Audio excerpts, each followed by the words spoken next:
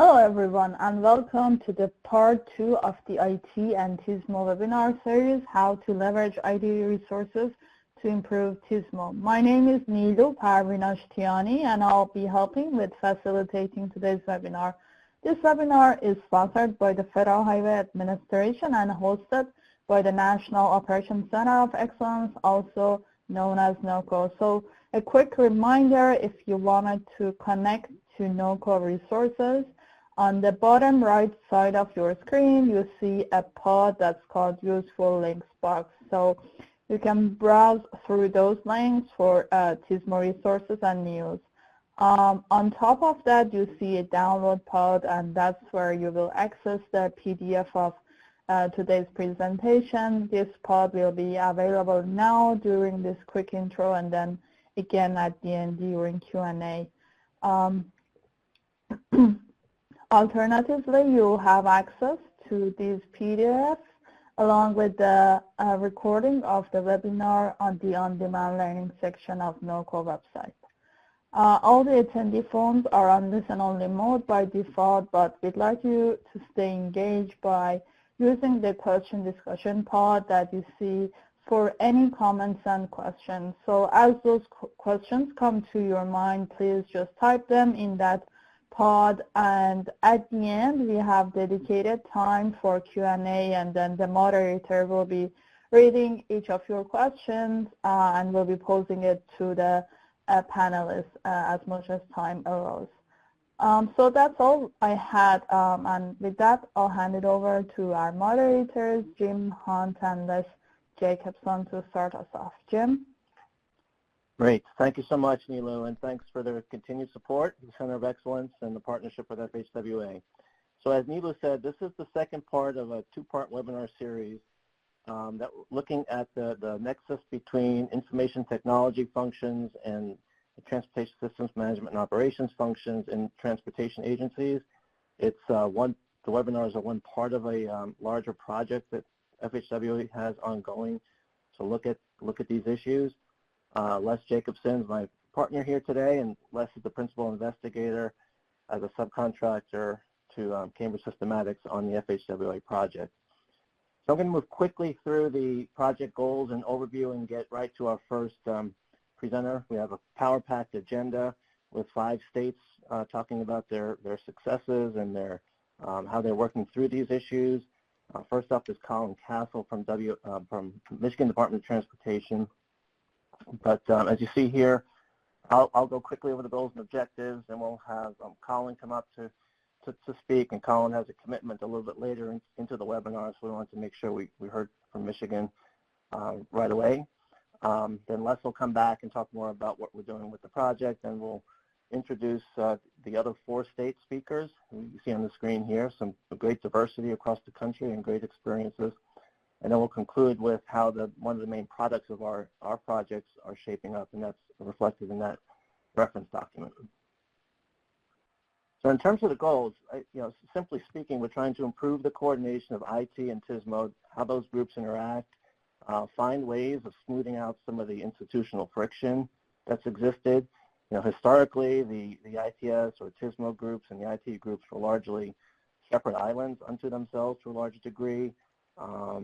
I think that's become less and less acceptable or even desired, as many folks have seen the need for coordination on areas such as data management, performance tracking, technology procurement, upgrading technology, systems development, cybersecurity, cloud computing, coordination on broadband planning for broadband networking, and lots of other areas. So it was an area that came up frequently as we went around and did the self-assessments and the organizing for reliability, capability maturity model workshops, that this interface was becoming more and more important, and so we decided to undertake this project.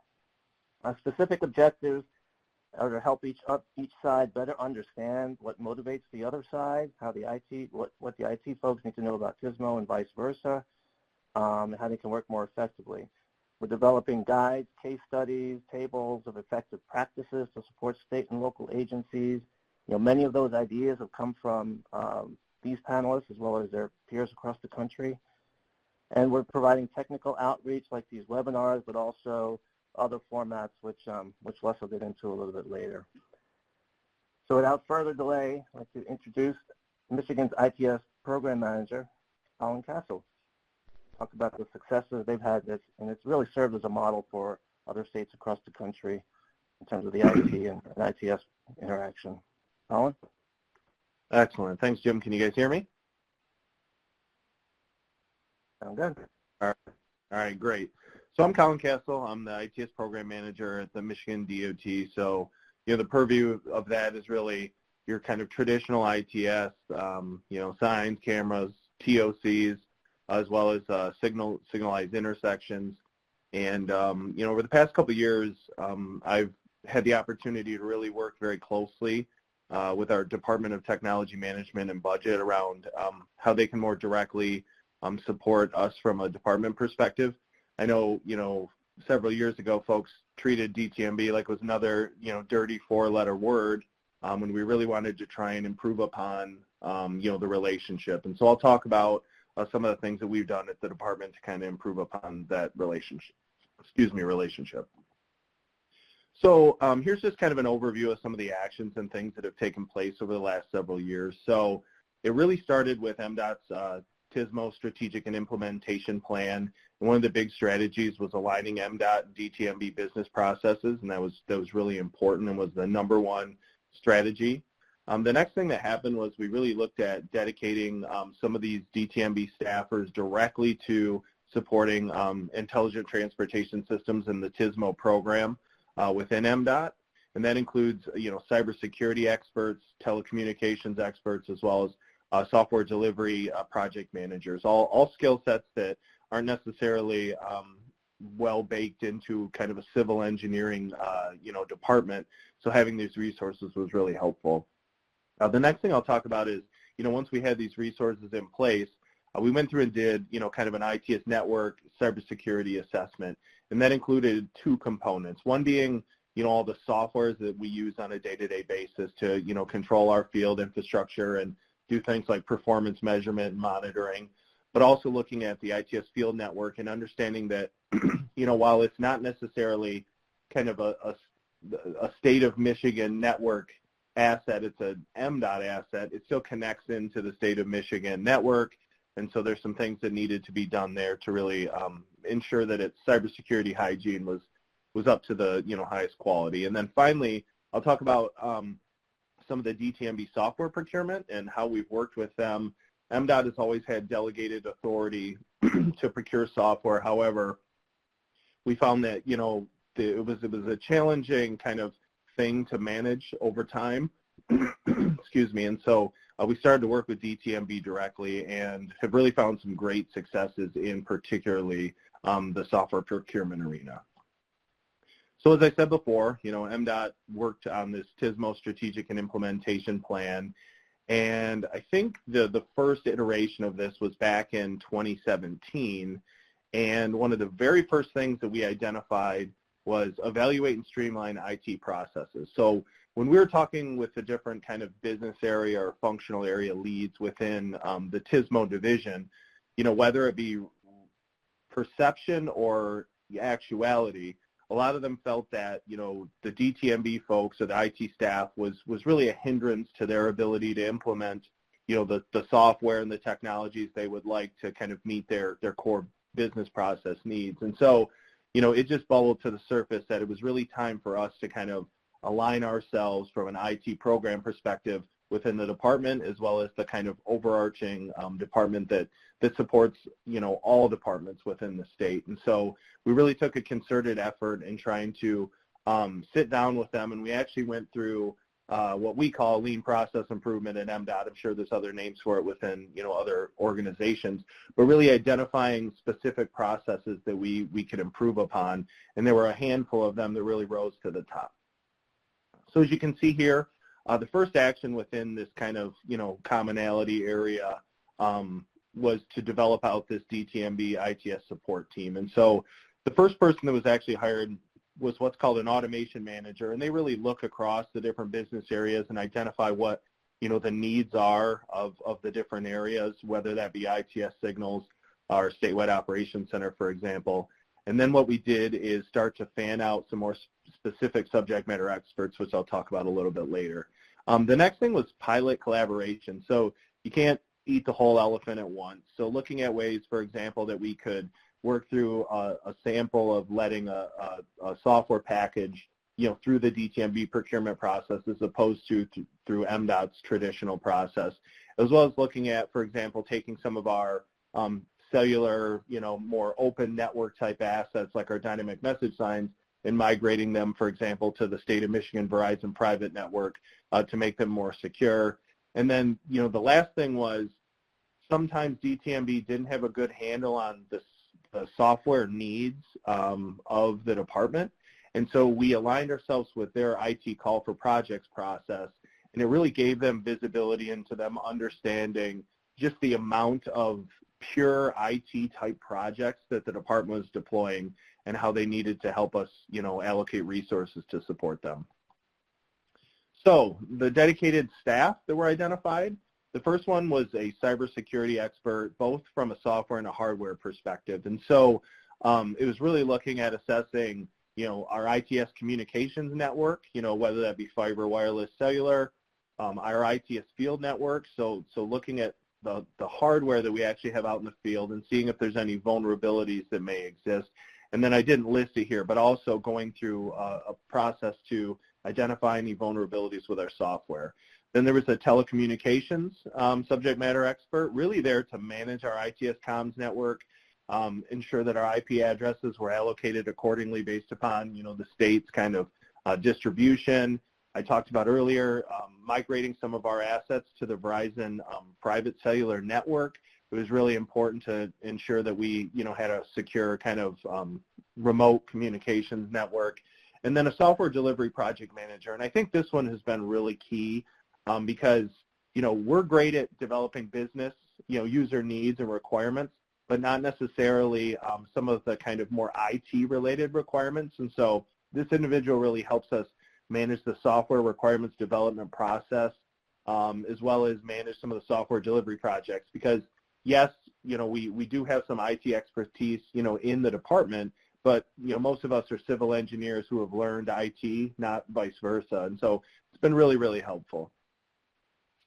So when we looked at, our ITS network, kind of in a cybersecurity assessment, we had a discussion with DTMB, and we said, we're willing to kind of look at our assets, whether that be software or, field infrastructure and communications network, and really let the experts take a look and describe to us, what vulnerabilities may exist. And so we started with our software, and, we went through and established data classifications. We had them identify software vulnerabilities, and then we went through a process where, we had to essentially be approved or granted the authority to operate. But it was nice because we had a really solid checklist that we could, look to make sure that we had checked all the boxes so we could be given that authority to operate and have confidence, that these software packages were secure. And then we worked through ITS field network security scans. This was something that was implemented by our Michigan Cybersecurity Unit. They essentially are the watchdog for all of our, departments throughout the state. And so they scanned our network and our hardware for vulnerabilities. And once they identified these vulnerabilities, they really assisted us in developing like a risk matrices and a plan of action. So we could go in and say, these are the highest vulnerabilities. These are some of the low-hanging fruit, for example, that could be addressed through software patches or, password changes. These are the things, unfortunately, that are high risk that really require more resources, for example, or replacement of hardware. But it was a really nice relationship where they could bring their expertise to identify some of those challenges that we had. And then kind of the last thing here is, DTMB software procurement. So as I mentioned before, we have delegated authority and we have used it in the past, but we talked about working together to kind of co-lead procurement. So when it comes to user needs collection, software requirements more on the business needs side of things and concept of operations, that's where we were really, really valuable. But then when you start to get into, the IT requirements, some of the procurement approaches and the, procurement document development and that management, we definitely leaned on DTMB, and we've been very successful with that. And then that PM stays on board to essentially manage the software delivery as well as its ongoing O&M in the future. And so we successfully deployed a statewide central signal control system. It went live today, actually. And then we're in the process of replacing our active traffic management system software, which is underway right now with requirements development. So real quick to wrap up lessons learned, I think be clear on your needs. So if you need support from your IT department, whether that be staffing or certain expertise or resources, I think you need to be clear on what you're looking for. Embrace subject matter experts. I think sometimes folks can get prickly when you have a cybersecurity expert come in and say, hey, you have all these vulnerabilities, but really they're trying to protect you as a department, as a state of Michigan, for example, in my instance, employee. And so, embrace their expertise. Educate staff on the value. People automatically, get suspicious when IT staff is around. They're really there to help you, and at least in our experience, they've been really a great resource. And then finally, collaboration. I think just understanding that each other have different, needs, or they have different responsibilities within your organization. We're trying to, reduce congestion, limit fatalities on our roadways. They're there to make sure that these technologies are sound and cyber secure and functioning properly. And so just keep that idea of collaboration in mind. So with that, that's all I have. I think we have time for a couple of questions, correct, Jim or Les?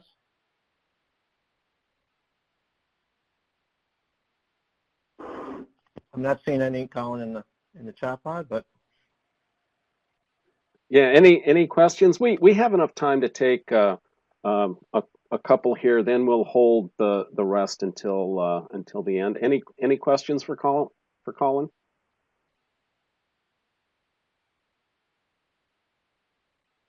There's a question right here, or a statement by Jim about thinking many state IT departments are surprised by the quantity and complexity of state DOT, IT, and ITS projects.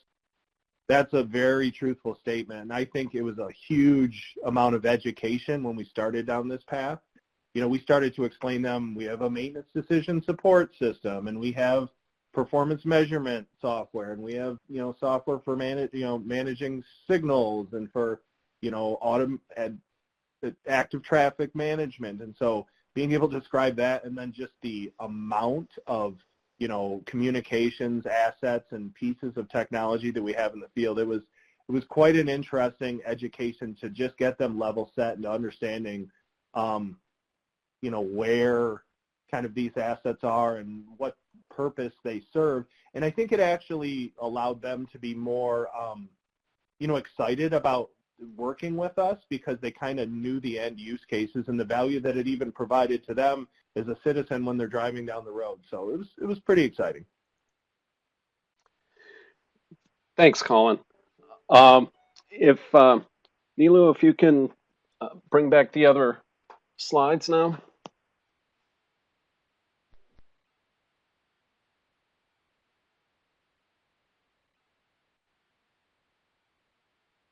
So I'll just go over a little bit about the project itself. As Jim mentioned, there are several products and deliverables that we'll be doing. We based a lot of this information that we've put together on literature and synthesis of practice, but there really wasn't a lot of literature review specific to ITS or TSMO relationships with IT. So we went beyond that. We had a listening session that I think just morale of the panelists today were attending, but we had several people who've been involved in the project on an ongoing basis that were involved in that listening session. We did a number of interviews, took notes, of course.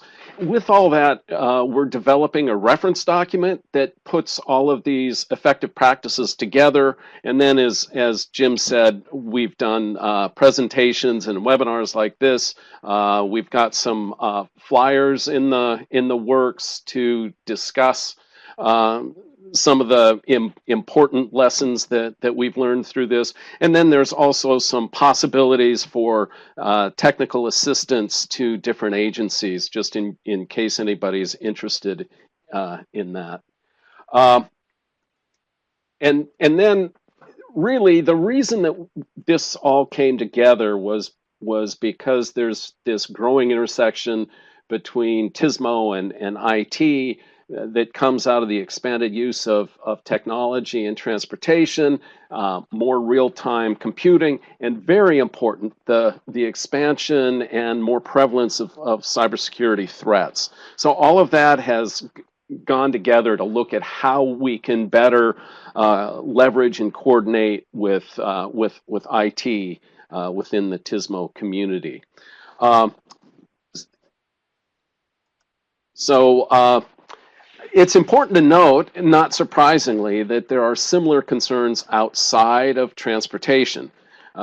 So if someone were to go online and search for, IT and operations or challenges or in the broader IT community, what we do in TSMO and ITS is called OT, for operational technology.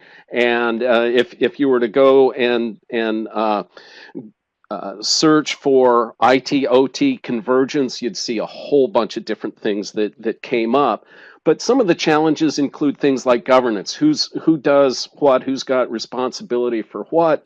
A difference between oversight that some IT groups have compared to the operational objectives that the operations unit has. And here's just a couple of statements from industry outside of TSMO, that operations and IT could not be more diametrically opposed, or IT has little experience with industrial systems. So this is not unique to transportation, and we're trying to leverage some of those lessons from outside of transportation as well. The reference document itself will include why is it important to do this coordination and leveraging that we talk about. Also, it's important to make sure that either side can understand the other. We're looking at how IT-related operations challenges can be overcome. We're talking about those as effective practices. And then we've got a little bit on how to prepare for future challenges. So what are those things that we've learned now that will be able to carry over into other challenges in the future that perhaps we can't anticipate at this time. When we talk about a common understanding, this was actually initially brought up by Morale, who will be the next presenter. But we had several areas of common understanding that it's really important to know what one side experiences compared to the other, or what one side's responsibilities are compared to the other. And we're developing a flyer on that. We categorize the different challenges. I'm not going to go through and read all of these, but you can see some of the challenges. I think you can probably relate to all of these, from cultural through risk and security. Colin mentioned procurement. So all of these challenges are important. We looked at a lot of different effective practices that different agencies had come up with, and we categorized those in a little bit different way, because any given effective practice might address multiple challenge areas. So we included collaboration, staffing, planning and programming, program delivery, and equipment systems in that. So this is just to give you a little bit of a background into the project. After the panelists present, we'll come back and show you a little bit about how we're using the challenges and the types of things that that the panelists will be talking about in terms of effective practices and how the reference document will be able to help you link your challenge with potential effective practices.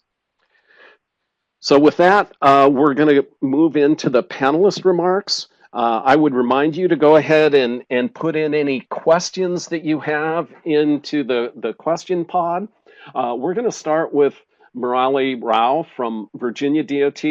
He has been the Chief Information Officer for Virginia DOT. He's been a really core member of the team that's helping us identify some of these effective practices and a really good advisor to this whole project. Murali. Well, good afternoon, and thank you, Les. Thanks for that warm welcome, and Colin, thanks for the great setup of this webinar. As Colin said, he comes from the operations and civil engineering perspective. And if you can see my slide, my current title is Director of Technology Strategy and Cybersecurity. I'm an engineer, but I'm not a civil engineer. I'm a computer engineer. I'm not an information technology engineer. My degrees are in computer engineering. So as a technologist, I see what information technology is, and I see what operations technology is. I have worked for Virginia DOT for more than 25 years. I was the Chief Information Officer. I was the Chief Information Security Officer. I was the Director for Information Technology.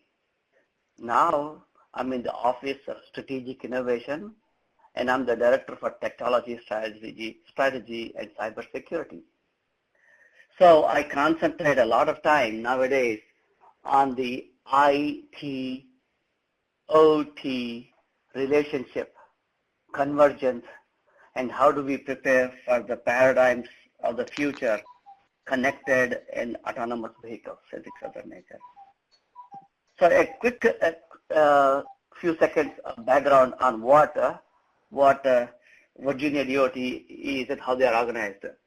We are the third largest Department of Transportation in terms of the number of road miles managed by the state DOT. So we have good access to all the roads except 2 counties and some localities.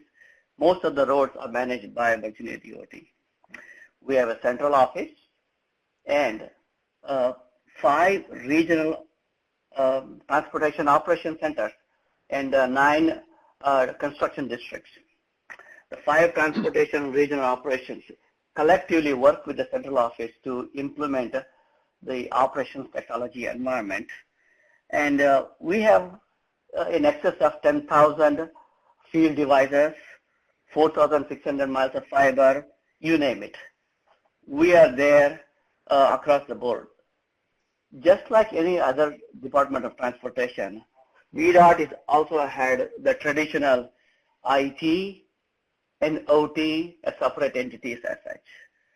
But as we move together for what we call convergence, we started the journey on convergence a while back, and I want to say proudly that we have done exceptionally well in working together on this.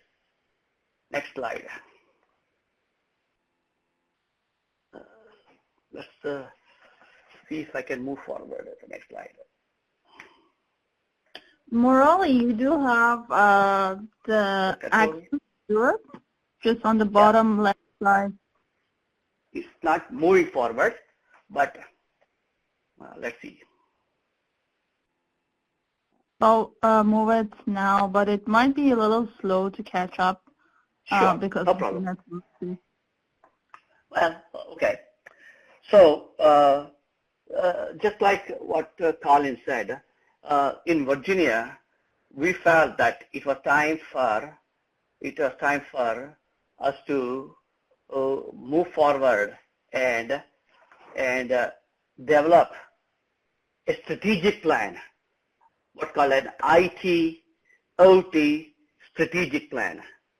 What we did was we brought the subject matter experts both from the IT side and on the OT side, and we felt that each person's or each team's work is interdependent. And so we felt it was important to bring about a harmony and remove the traditional institutional frictions and traditional views of IT versus OT.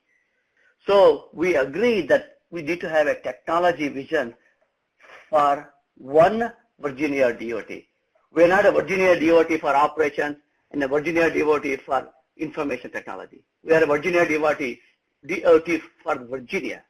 So we want to be, we developed the vision said, we want to be recognized as industry leaders by leveraging technology to drive value for our customers and traveling public.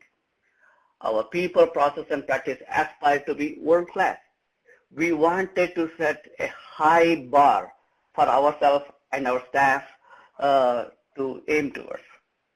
And so we brought in what is the IT mission and what's the OT mission. We wanted to make sure that we don't miss the fact that IT has played an integral role in success of our organization.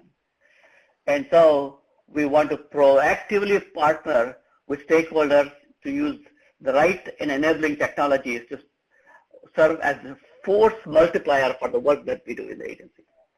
On the OT side, we want to build on the IT mission and enhance the quality of life of every traveler in Virginia by efficiently operating the roadway systems with technology solutions and processes that move people and goods safely and effectively. So we build off of each other rather than anything else. So it is important that we know that there are common elements for each other's success. This is potentially a busy slide, and I'm not going to spend a whole lot of time walking through each slide, but I'm going to give you a couple of highlights. As we move away from the old traditional approaches of analog devices in our operations world and computers and laptops and desktops in our offices, this is called a digital transformation at the bottom. Digital transformation towards a digital infrastructure. You know, we are talking about multitudes of communication protocols, whether it is fiber networks, leaf circuits, wireless networks, satellites, radio, you name it. There are public IP, there are private IP, which means we need to have a well-defined profile of cybersecurity in terms of security operation centers, identity and access management solutions, network operation centers, and things like that. And when we talk about networks, as you know, operations technology devices are increasing in proliferating on the side of the road. That means they are beginning to demand greater bandwidth, which means we need to have a robust fiber backbone as the 5G advent becomes in our way. So when we developed the OT IT strategic plan, we added these items as the convergence points so that we can be successful in where we go as a codependent, interdependent organization as such. But let's just be clear on the fact that IT and OT are not the same. If you look at the right side, IT is all about desktops, laptops, virtualization in the cloud, Microsoft Azure, Google, AWS, QTS, Oracle, various flavors of cloud, you know, infrastructure as a service, software as a service, private cloud, public cloud, gov cloud, you name it. And you have a multitude of end user computing, such as laptops, Android, iOS devices, you name it. A lot of computers, data centers, and things of that nature. But on the left side, you need all those things on the right, but you have to add in other issues such as cameras, message signs. If you see the picture, you see digital signatures, and you have mechanical signs. You see glare, you see water, you see rain. The right side people potentially sit in a nice air-conditioned office, cubicles. With the push of one button, they can impact the life of 50, 60,000 laptops in terms of patch management and things like that. On the left side, you guys deal with variety of devices, variety of technologies, variety of scenarios, weather-related, and things of that nature. So it's very important to know that they coexist, but they're not the same. Operations technology has unique characteristics that IT does not have to deal with, and vice versa. So in this context, the way we define operations technology is it's nothing but a set of industrial control systems using hardened and secure IT systems and edge devices. The key is it's an industrial control system specifically defined for life safety, because operations technology is a life safety system. Can you imagine inadvertently opening a reversible gateway during rush hour? That's why cybersecurity and safety coexist together as we move forward in this environment. So, what does this the meaning of convergence? What does it mean? Is that in the past, IT was on the one side and OT was on the other side, we shall not talk to each other type of thing. Because OT generally was on the analog side, not on the digital side. It was there, but it was all right. It was professional. It was all more electronic equipment type of thing. Now, everything is technology based, whether you call it IT, OT. Look at the convergence factors that are listed there. There are significant issues ahead. So in Virginia, we have a common established asset inventory. We have a common established inventory of communication, media, protocols, services, and contracts. We are implementing a new signaling system that has got all IT components hardened to be in an OT environment. We're installing controllers that are Linux operating systems. Who heard of a Linux operating system in an OT environment before?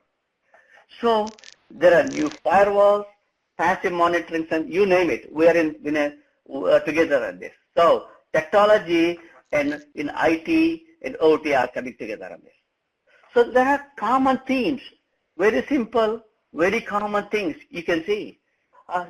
Safety is not an IT issue or an OT issue. It's an organization issue. It's an employee safety, worker safety, work zone safety, traveler safety, you name it.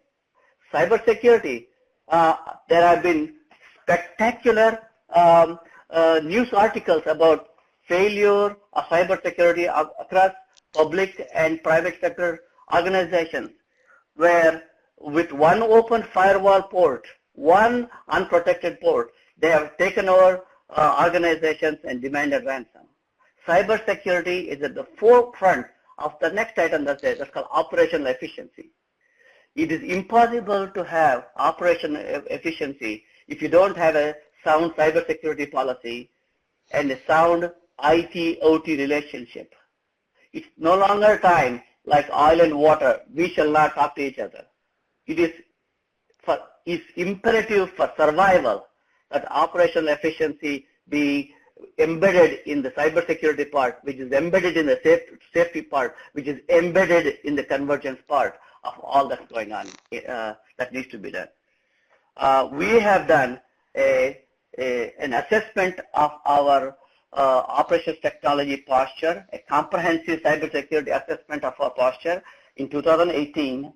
In 2019, we engaged a consultant to design the upgrade strategy to upgrade our operations technology with modern, secure, hardened IT components, not only to be prepared, but not only to be more secure from a cybersecurity perspective, but to be prepared for the onslaught of connected autonomous vehicle testing and eventually on our roadside side. So it's pretty important that we need to know.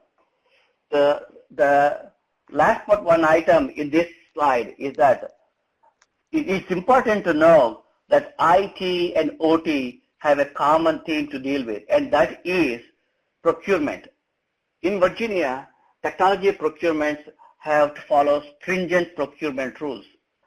Our central IT organization, the Virginia Information Technologies Agency, has delegated procurement of all IT goods from the operations technology perspective to VDOT. We can procure, except security. Security is not delegable by law. Therefore, we work with our information technology agency, the VITA, and we have developed a productive, unique working relationship between the central IT and our environment. So we, as it is, it's a challenge to work between IT and OT. When you bring a central IT organization, the three becomes unmanageable if you don't work towards what we call the convergence. But what does convergence mean? What does it mean? We really need to understand the IT and OT relationships. So we developed the chart like this. I know it's a busy chart, and I'm going to take a couple of minutes to walk through because this is pretty important, and it's my last slide. What IT professionals need to know about the TSMO environment, and what OT professionals need to know about IT environment and processes. In the OT side, risk management is considered more than just a safety and operational integrity. More from a safety and operational integrity than technology. Technology is important, but safety and operational integrity is equally important as such. There are three main domains under the OT. That's the operations technologies, data center, operations center, data and technology solutions, the field devices on the roads and the intersections, and of course the communication from the edge device to the TOCs that connect the two together. The TSMO people have to follow the MUTCD and the work zone, work area safety manual. Traffic flow restrictions must be considered while attempting to service a technology component on the road. When you go to a roadside cabinet, you got to be careful about traffic control, vest, hard hat, and follow all the rules of the gauge. You just cannot be going there with a laptop to see if you can plug it in. Roadside issues include physical access constraints, vegetation controls in the tall grass, rodent and pest control. A lot of issues are there. You know, equipment is hardened, industrial controls. It's not easy for a John Q citizen to walk in and operate. You always often have to deal with high voltages, 240, 488 circuits, especially in smart lighting conditions, long distance, degradation of voltage and things like that. Most of our technicians have to go through the IMSA certification for public safety systems. The technologies we have are old technologies sometimes with limited capabilities for enhancement, but they're ultra reliable. Analog devices, digital devices are commingled. Electromechanical systems are commingled. And you need to have specialized training. You just cannot be the know-it-all person. You got to be specialized, trained in each of these areas. But from an IT perspective, you got to understand the governance process, because without governance, things would collapse. But governance from a real-time perspective, from an operation side of it. Project portfolio management, cybersecurity, data management are fundamental. You want to make sure that you have good identity and access management. You know who is accessing your devices, who is accessing your systems, are they properly certified, and things of that nature. Enterprise service management like Active Directory, network engineering must include risk, security, redundancy, and resiliency factors. Configuration management and change management protocols are not something to be written and put on top of a shelf for dust collecting. It's got to be practiced. It has got to be enforced in order for you to maintain operational integrity. Patch management and other things are very important. Asset management are important. And procurement rules must be followed. You can't go by willy-nilly. So the fundamentals of IT and the fundamentals of OT converge for an operational success, and that's what we have done in Virginia. That's the extent of my presentation. So back to you, Les. Thank you, Murali.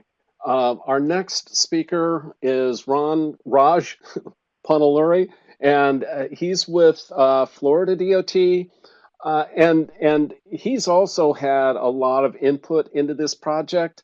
And I've asked him to kind of talk about how they have worked with IT and integrated IT into TSMO.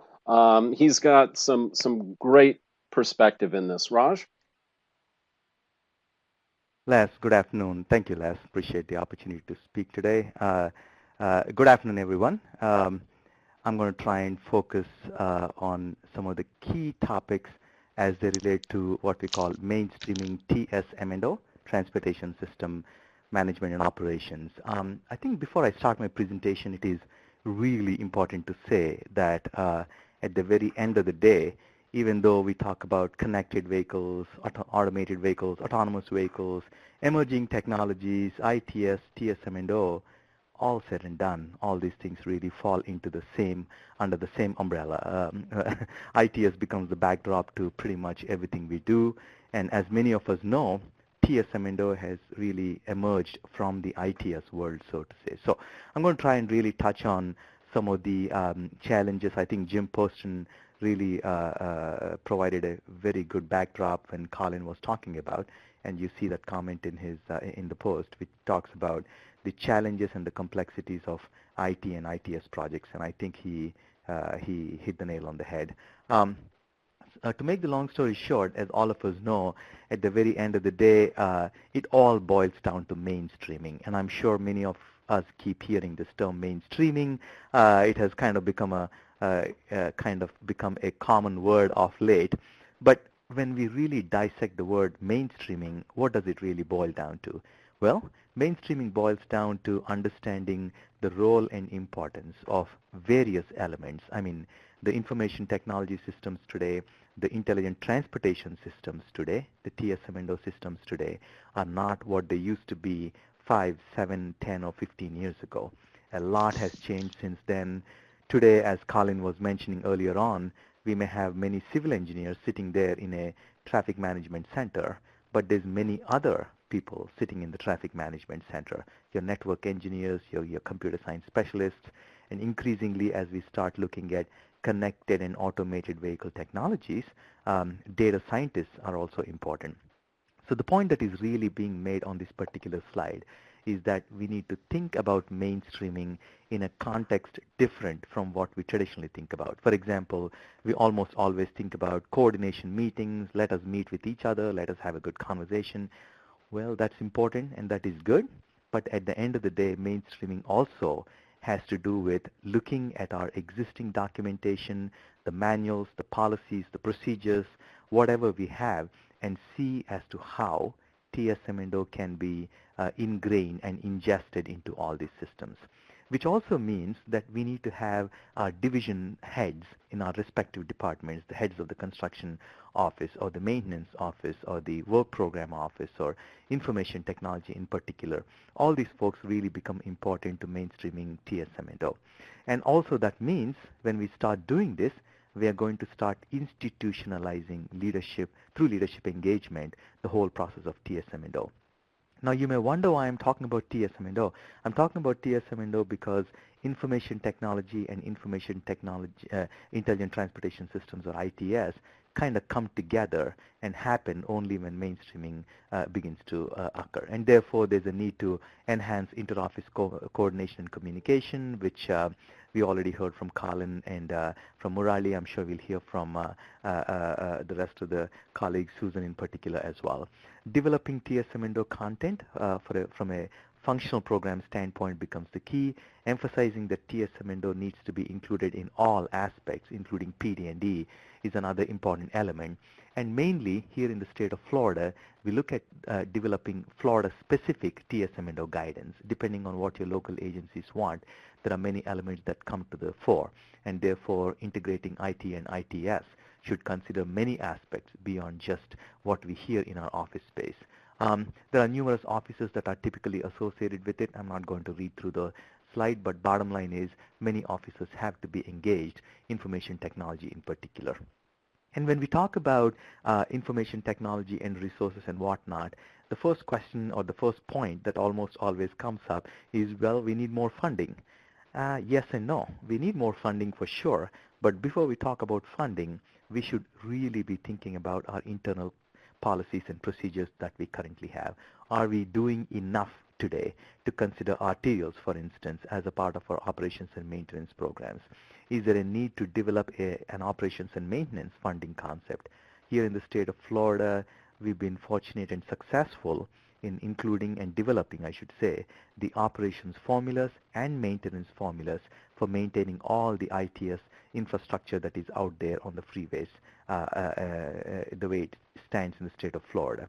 And that means developing the right kind of funding mechanism, and that should also include a component related to information technology. And therefore, incorporating IT funding needs is a part of the or should become a part of the ITS and TSM framework. And also leveraging the strategic planning approaches that we already have. For instance, here in the state of Florida, we have a TSM strategic plan, one of which also focuses on resource allocation.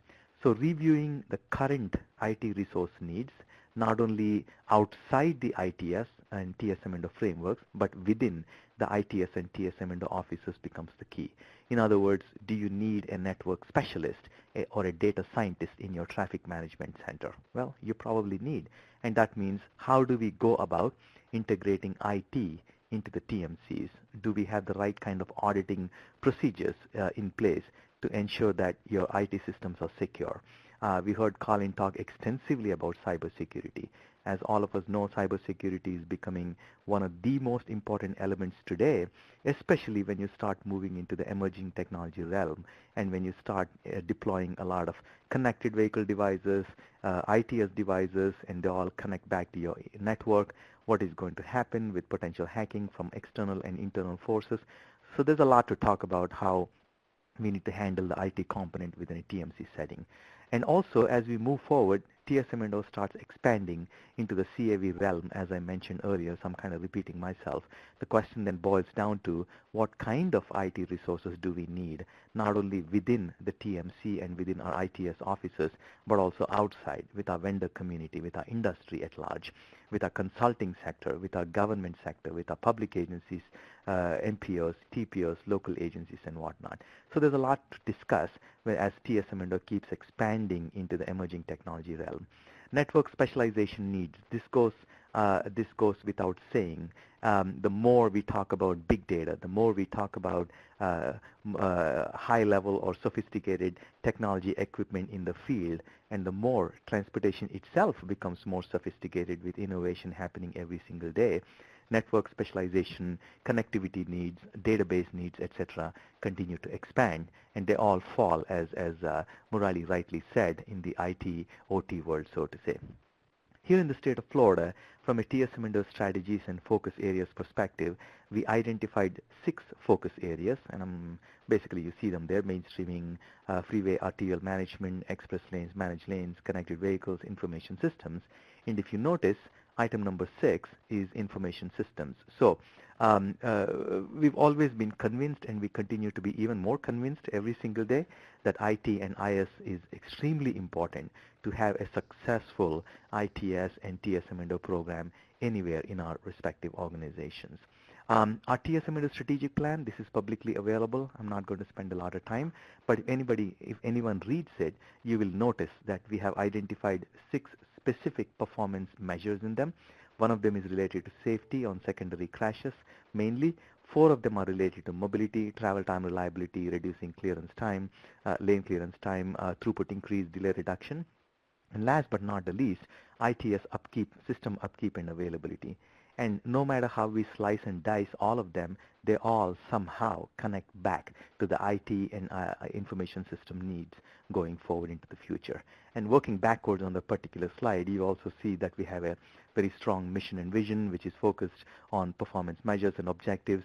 To cut the long story short, without a good IT and IS, there is no way a good ITS or TSMO program can ever function. What is the role of technology information in that case when it comes to ITS? Well, as we all know, the pace at which technology is moving day in and day out, something new happens every single day. Public agencies sometimes are told that we plan in months or years, sometimes years, whereas the industry is moving in weeks or months and sometimes maybe in days. So we got to be agile, we got to be quick, we have to move fast. We have to understand what the industry has to offer. At the same time, we also have to understand the gaps that exist within our own internal entities, especially from an IT standpoint. So it is always important, as both Colin and Murali have rightly pointed out, that collaboration, stakeholder consultation becomes extremely key and extremely important. Here in the state of Florida, we have a very strong ITS working group, which meets quarterly. We have a TSMO leadership team meeting with our senior leadership, where we meet every quarter. We also have a TSMO task team where we meet every other month. We have the SunGuide users group. There's about 5 different state level meetings where we collaborate with the districts, and knowing full well how meetings can go out of control, we always do our very best to set agenda that are absolutely key and important to everyone. And information technology is one of the key elements or the key ingredients going into it. So making a strategic choice when it comes to upgrading or even updating and replacing aging technology is a very important element. I mean, Florida has, here in the state of Florida, we have a very extensive microwave network with our radios. Now, some people wonder why we need that. Well, during hurricane emergency evacuations and whatnot, we need a redundant system, and even with the day-to-day operations, we use that system extensively. Every system is going to have a certain age associated with it, and so planning and looking into the future and incorporating IT on a regular basis to make sure that your ITS is in the best possible shape and form is going to be key to ensuring that you give the confidence to the industry that you have the right kind of infrastructure, you give the right kind of confidence to the media who want to tap into your ITS systems to understand the travel conditions on a regular basis, to give the confidence to the motoring public that the information you're providing through the 511 systems, etc., is all emerging from a very strong IT-backed backhaul, so to say. And therefore, connected communities, as the slide reads, require strategic planning, which also means that investments should produce the desired outcomes. In other words, we talk about IT, ITS, etc. They're all really nice to talk about. But at the very end of the day, what are we trying to accomplish? When everything goes well, nobody would even see the hard work that goes into integrating IT and ITS. But for some unknown reason, when there's a hacking that takes place or when there's a bad act that happens, that is when all of a sudden all these things come to the fore and the questions about the desired coordination between an IT and ITS do come to the fore. So no news is sometimes good news, and that is a good news in this particular situation. If you have not had any instance and nobody is talking about it, that is good news. But the flip side is becoming complacent with what we have is probably the most dangerous thing that can happen. So planning IT into ITS and having ITS understand the requirements, the considerations, the state laws that need to be met, the audit requirements that need to be complied with, they're all extremely important. And so developing a set of best practices is important. What Les and the team are doing today is exactly that. We as a panel are coming together and sharing with you what we think is working, but I'm sure you all have some great things out there too. So share the best practices. There's always nuggets of wisdom we can find. Optimizing our existing systems. This is another key point. Instead of always asking for funding from leadership to create some other new system, how about we actually think about leveraging what we already have and then look at the gaps which exist. And that also means we need to take up some pilot projects. Sometimes we always wonder if we should wait for the next best thing to happen. Well, the next best thing is always going to be there tomorrow. It is called the X+1 syndrome. You wait for something, there's something new that's going to happen. So rather than wait, let's try something. Let's make things happen. Let that coordination and consultation begin to happen, which also means we need to have a good set of performance measures. As I say, what gets measured gets done. So if we can measure something, we can get something done. If we don't measure it, the chance of doing or accomplishing that objective would probably remain unfulfilled. So let's have a set of performance measures, and we can call this innovation. It's always nice to call it innovation, but some of these are basic things. I mean, it's not even innovation. We can call it innovation for what it is, but at the end of the day, understanding what our systems are, what they are capable of, what they are incapable of, and the gaps that exist within what we have is something we should really understand. With that, I'll wrap up my presentation. Once again, thank you for your attention. I'll be happy to take any questions. If not, I'll turn it over to Les, and we'll continue with the rest of the webinar. Les, back to you. Thanks, Raj. We're going to go ahead and take any questions till the end, just so that we can continue to move on, and there'll probably be questions that affect several of the panelists. I'd like to introduce the next panelist, Susan Clausen from New Hampshire DOT. I asked her to be on this because of some of the interesting things that they've been doing to really integrate or mainstream TSMO and how IT has helped to support that. I was especially interested in their participation in a National Guard cyber exercise called Cyber Yankee. Susan. Thank you, Les. Can everyone hear me? Can you hear me, Les? Yes, thanks. Great. So as I was thinking about this and wondering exactly what topics I wanted to touch on, because IT is such an integral part in our TSMO Bureau at New Hampshire DOT, I was flipping through some old presentations, and you see this slide up right now, and that's actually from 2009. My predecessor, Denise Marco, and our IT lead for New Hampshire DOT at the time did an entire presentation on why IT is important, and this is in ITS, and this is before we were a TSMO Bureau and just when the TMC was first formed. So it just made me really appreciate how way back, in 2009, people were really starting to understand the importance of IT in TSMO. So I just wanted to throw that up there as sort of a thank you, Denise and everyone else, for really thinking about this way back then. The way that helped me and the way it helps New Hampshire DOT right now is we have our IT staff that is embedded within our TSMO Bureau. So we have 3 full-time IT staff that literally sit down the hall from me, not right now, but usually sit down the hall from me that I have access to at all times. And that has made a huge difference in the way New Hampshire DOT and IT work together. What I wanted to do is quickly touch on these different phases that happen when you're looking at ITS and mainstreaming the planning, design, construction, operations, and maintenance, and quickly touch on how important it is and what we've done to incorporate IT into every single aspect of that. So for planning, it seems pretty straightforward to say, hey, IT, you should really be involved to think about how we want to map out our network if we're looking at corridors or we're looking at a brand new master plan. But to have them sit at the table and talk at a high level about what that network architecture might look like. And getting them involved at that moment is turned to been a huge success for us. We also have an initial ITS request form in New Hampshire DOT, so every project that gets advertised from New Hampshire DOT, they have to fill out a ITS request form, that project manager. And there is a specific set of money set aside that could be used for ITS or TSMO needs of the construction pool.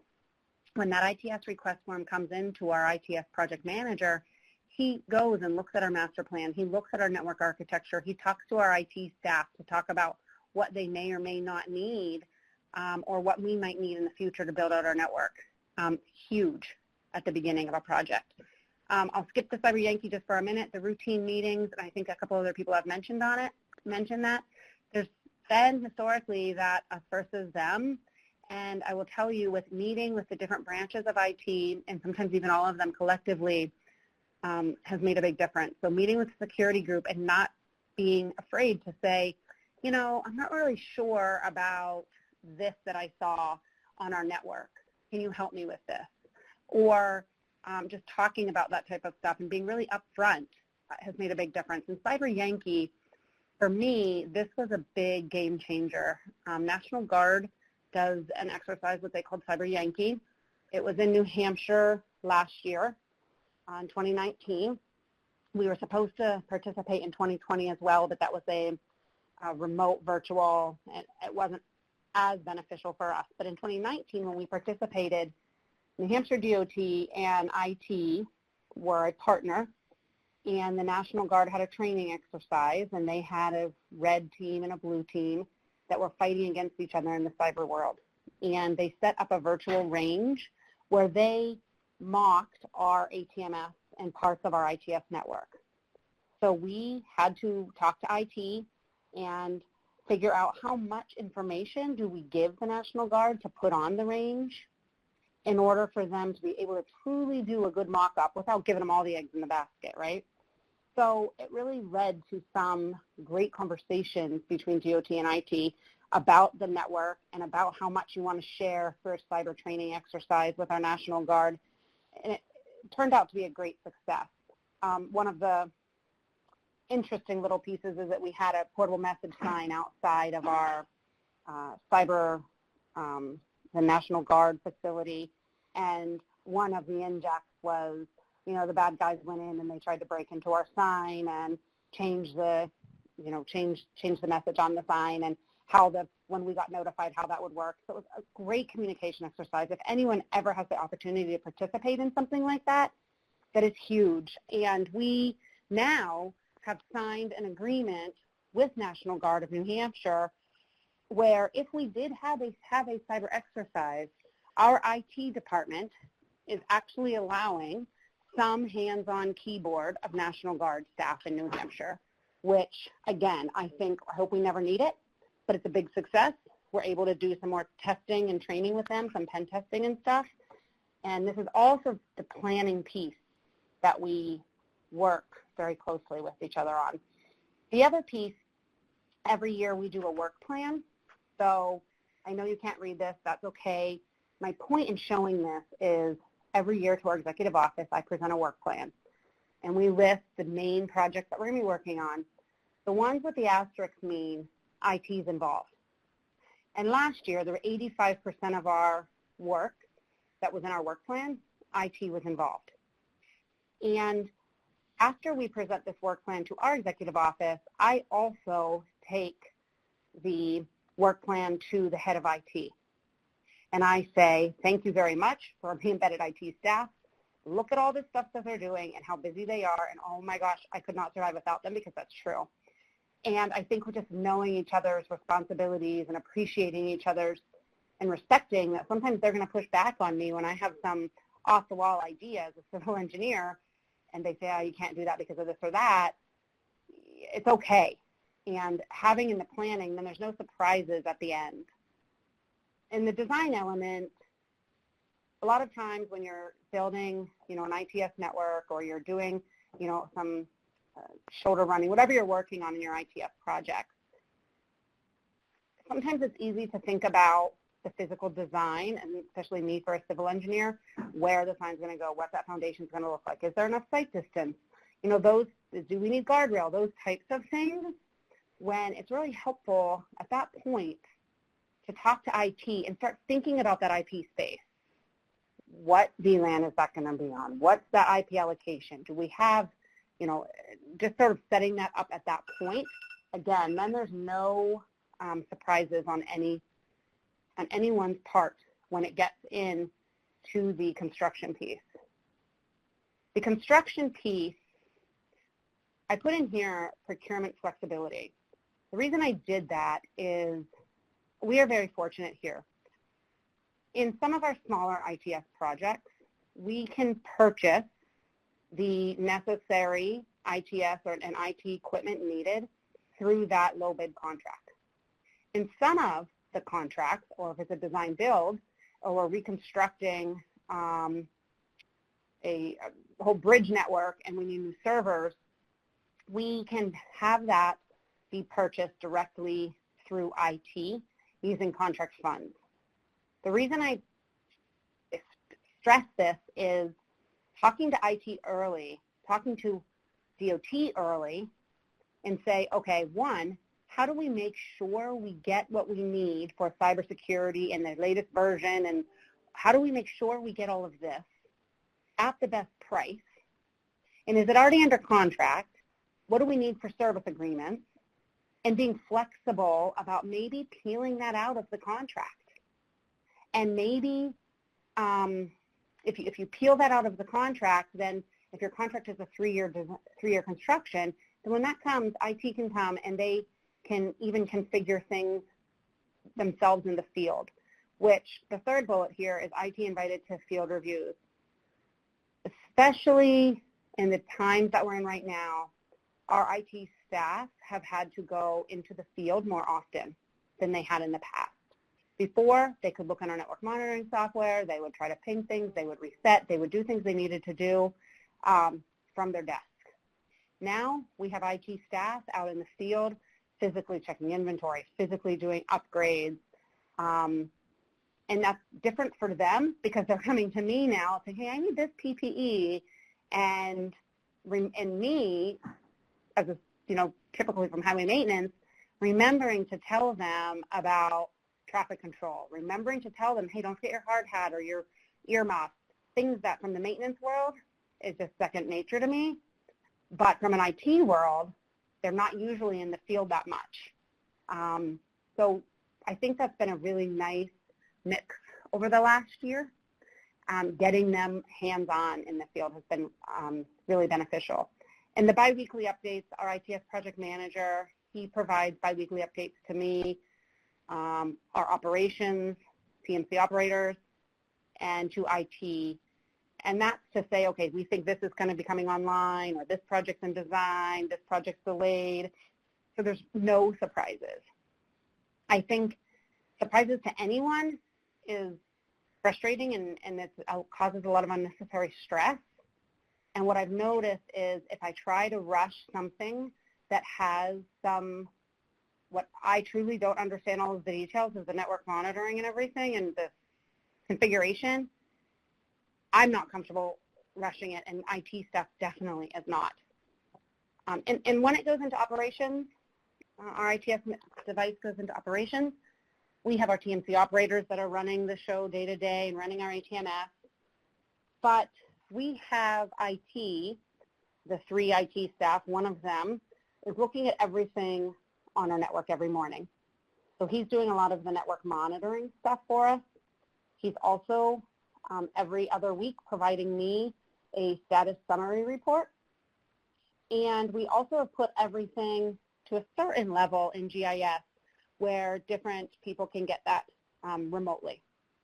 What I wanted to show here quickly on the right is, it's probably hard for you to see, but if you go back, just look here, where was that? In design, we're working on a corridor-wide project. It's just about to wrap up the end of October. In the design, this was really IT helping me come up with this scheme with our design build consultant. And then they put it into SolarWinds, and here they are now. It's more looking like in their terms in their SolarWinds. And it's really nice for them to look into SolarWinds and remember, and for me, when we all work together in the design phase to agree on that schematic. And I think the last thing I will touch on is system maintenance. So again, when it comes to maintenance, thinking about the procurement of the replacement part, does it necessarily have to be IT who purchases it or necessarily have to be DOT who purchases it? Are there other ways to purchase it to still get what you need at the best price, but also at the highest quality or to meet the current standards that you have? We have a very stringent workflow where I expect that everything that we do here in our bureau runs through IT in some steps of the way. And if our maintenance staff is out there replacing anything in a cabinet, our IT staff best know about that, and they do, because our IT staff is back here looking at it and helping them any way they can remotely. And the fourth one on here, which I cannot tell you that this happens all of the time, but I'm hoping some of my IT staff are listening to this and they know how I feel about this, are DOIT patching and upgrades. So this is one of those things, right? You plug in your computer and you think, okay, you're going to have to just have a patch or whatever on your computer. One of my biggest pet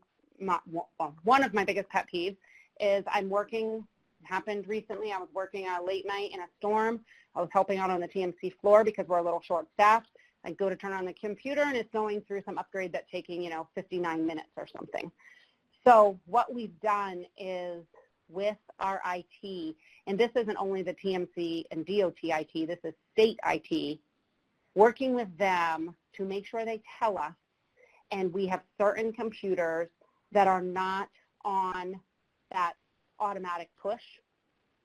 So we have to do it within, I forget how many days, 3 or 5 days, but it's not an automatic thing. So if we're in the middle of a major event, our computer is not all of a sudden going to start to do some update. So that's just sort of a side note. I don't know whoever else has to deal with that, but it's been really helpful to express to IT why we need that, and then they are very respectful about understanding that and working with us on that. So that was just a ton of information in a short amount of time. So Les, I'll give it back to you.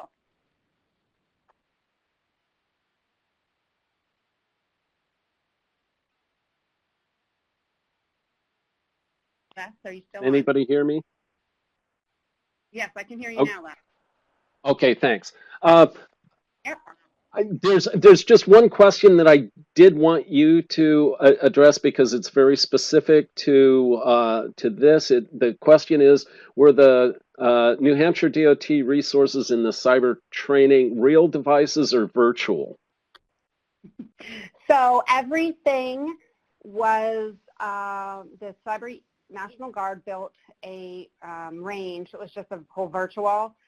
However, except for one dynamic message sign that we did pull out one real device, and actually the way they ended up getting into it was they physically broke the lock, and then they were able to go in and change the password, but they couldn't get into it through our true network because it wasn't actually connected that way. But it's all a mock-up in a virtual range, so it's not actually touching anything in your network.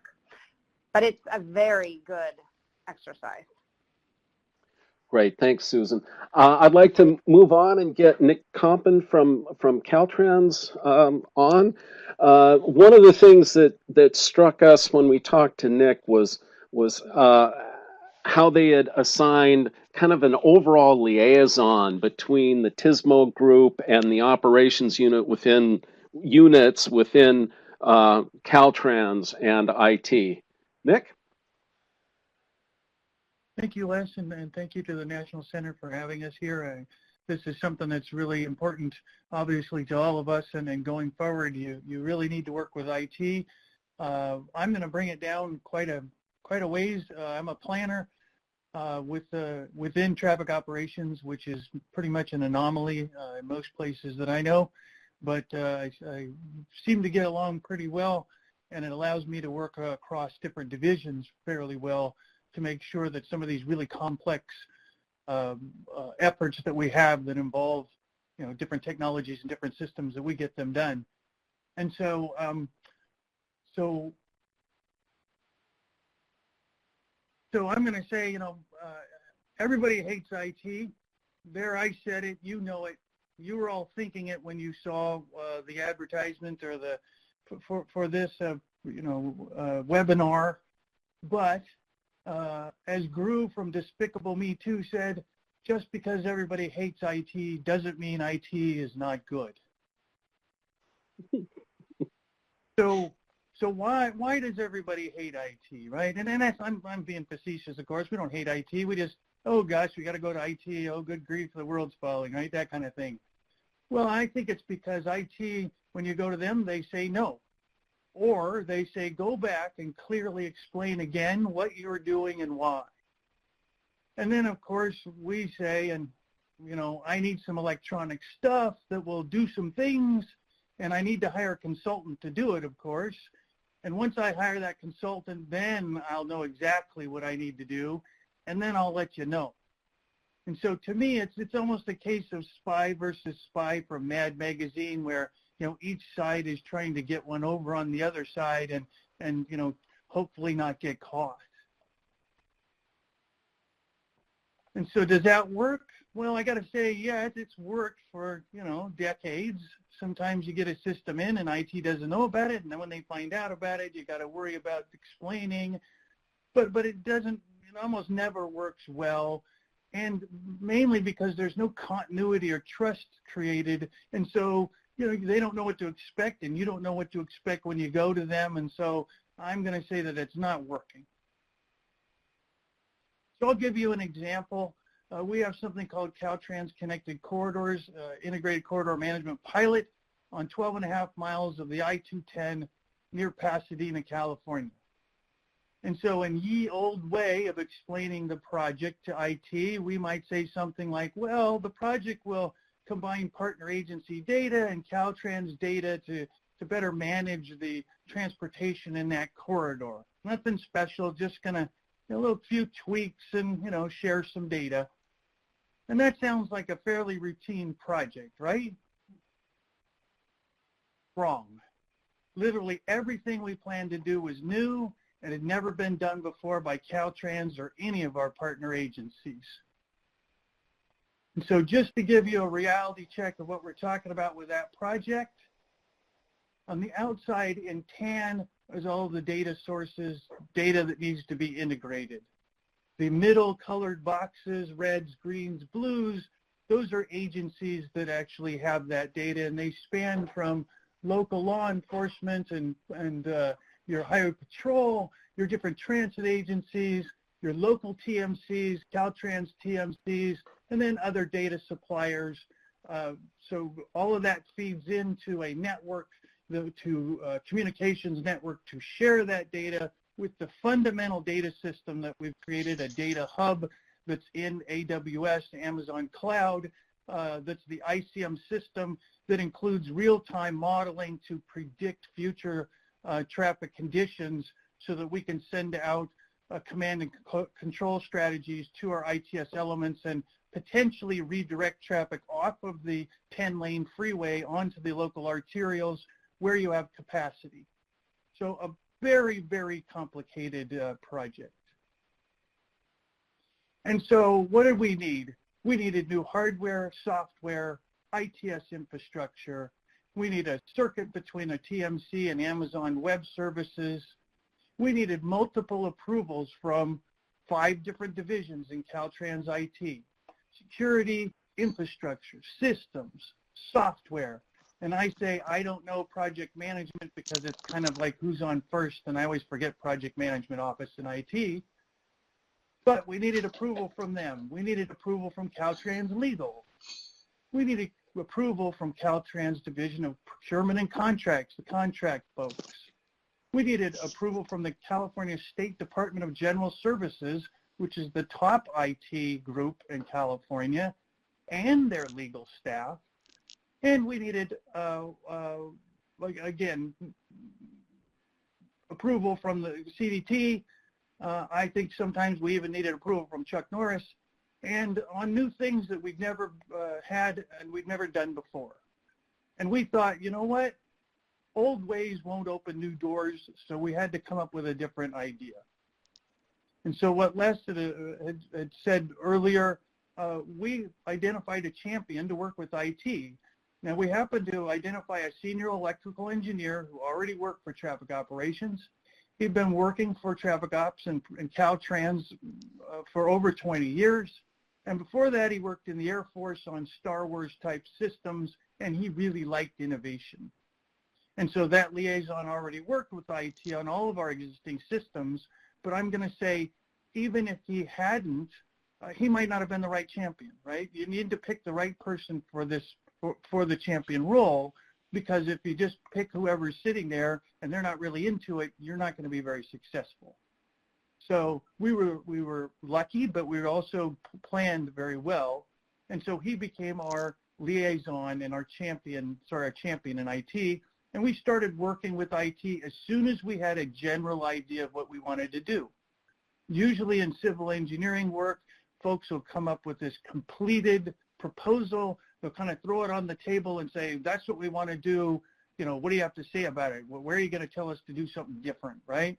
We didn't take that approach. We started going and working with IT from the moment we thought we had an idea of what we wanted to do. And so we started meeting with each internal division and their team members. And our team answered every question IT had. And so we took the time to explain in detail what we wanted to do and why, and we discussed it with them on what their roles could be, because they hadn't done this before either. So they would ask questions like, well, what would you need IT to do? And we would discuss that. We worked with their management to identify staff, IT staff, who had an affinity for or interest in working with AWS or cloud and open source software. Right? IT is just like anybody else. They've got individuals who have strengths and weaknesses. Maybe some folks right out of school are into innovation, but maybe they don't know the systems that you already have that are operating. You need both, right? We work with AWS to get some free stuff, some free training for our staff and for UC Berkeley staff and how to use their microservices and other software packages, because everybody likes free stuff. We needed Apple computers because those work best with Amazon Web Services. So we found some funding to buy some Apple laptops. We also went to the extra mile. We invited IT staff to go to us to UC Berkeley, where we were creating the data hub, and that was being developed, so they could meet with the development team at Berkeley, again, at the university with the researchers. And we invited IT staff to attend our ITS California so they could learn more about the breadth of what we do in traffic operations so that they could actually understand the partnership. And we had our CIO and our Chief Security Officer specifically, both of them went to ITS California, and that was very beneficial. We introduced them around and, explained what was going on, etc. So we built a team. We built a team, and we treat IT professionally, right? We treat them as partners. We ask them, how do we? We don't ask, can we? We ask, how do we do this, right? We ask for their innovation and creativity, and we include their suggestions, and we also follow their guidance, and they work with us and follow our expertise and understand what we need to do on the system and how we want it to work, and it makes a good team that way. So the results, IT comes up with great ideas. They help us complete our project. They help us create a program, a statewide program, because we're not doing a one-off. We're trying to do it statewide, so there's some standardization and consistency, which is key to IT, right? They partner with us on budget requests for personnel and services dollars, right? That's key. They need people, we need people, we all need resources. You got to partner and make a good story and be compelling. And then IT supports the systems once we have them up and running. We don't go out and hire consultants to do that. IT can do that, and we can do that internally. And we all win that way. But I like to say, winner, winner, chicken dinner, of course. And then finally, winning, what does that look like? Well, we don't call them dude or bro, and nor do we greet them with, sup, yo, how's it going? Or a non-committal head nod, right? We call them by their names because we know their names and we know their children's names. And of course, whether they play League of Legends or WoW. And we build relationships that we can rely on when the next project comes along, such as our statewide ATMS or CADMS project that's coming. And so that's one way that we work with IT to advance TSMO at Caltrans at a very specific kind of personal level. Thank you. Thanks, Nick. We're just about at the end. I need to show you a couple things, but as I do that, I think there's maybe a question we can answer. Venkat asks if there's any after-action report on the Cyber Yankee. Susan, can you let us know about that? So there is some internal information that was provided. I don't know if that is a public document at this point. I'll check into that, and if it is, Les, I can forward that along to you. Great, thanks. I wanted to point out that the recording for part 1 of this is available, and if you go to the NOCO website, transportationops.org, and search for Achieving Better Coordination, you'll be able to find that recording, and then also the recording for this will be available later as well. Hey, Les, just one more thing. Yeah. One more thing. So Cyber Yankee is usually just a few states. Cyber Storm is the national level exercise that every state can participate in. So if somebody is interested, Cyber Yankee is usually more regional, where Cyber Storm, which was supposed to happen this spring, is a national level exercise, and we were also able to put in pieces of our ATMS into that. So that's just another food for thought for people. Great, thank you. There is one other question that I know we're running over, but I thought this might be one that we could address. As IT experts get more involved in ITS device requirements, has anyone found major issues with any vendors? For example, a DMS vendor is able to provide security services, but not those required by the IT group. Anyone there of our panelists who have dealt with this? This is Susan. We're working through one right now, I think it's done. But yeah, we've had some concerns that way. But as far as I know, we've been able to work through them with the additional information that was provided, and also having our IT staff understand what those signs are used for and how they are or are not connected to our network, depending on how they're integrated and at what level. So it wasn't a blanket no, but we've had the no before and had to work through some of that. Les, if you want, I can give you a quick update from the Virginia perspective. Sure. All of our operations technology devices are literally, physically, and logically not connected to the IT network. We have dedicated operations technology network, and that any device that's on the edge is connected through a secure firewall protocol, so that it's a one-way connection between our ATMS and other messaging systems to the devices as such. So while we accommodate as much security as possible from the device manufacturers, we take proactive steps internally as part of the design. At VDOT, we are implementing something called the Purdue model for defense in-depth security. If you Google Purdue model for defense in depth, you'll see the details there. Thanks. Thank you. If there's if you'd like more information on this project overall, we've got Jim Hunt's contact information up. I want to thank everybody who participated. I especially want to thank our panelists. Great job overall. A lot of good information here. So with that, I think we'll close that out. Thank you very much.